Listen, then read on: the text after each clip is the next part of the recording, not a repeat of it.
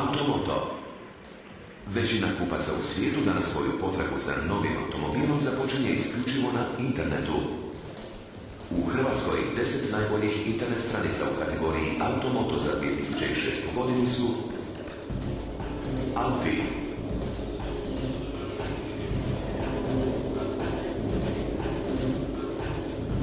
Autogodine, Automanija, Automobilija, Automoto, Auto, motor i sport, Autonet, Autosport, Crnojević Martić, Šebalj Klins. Internet stranica u kategoriji Automoto za 2006. godinu je stranica Automobilija.net.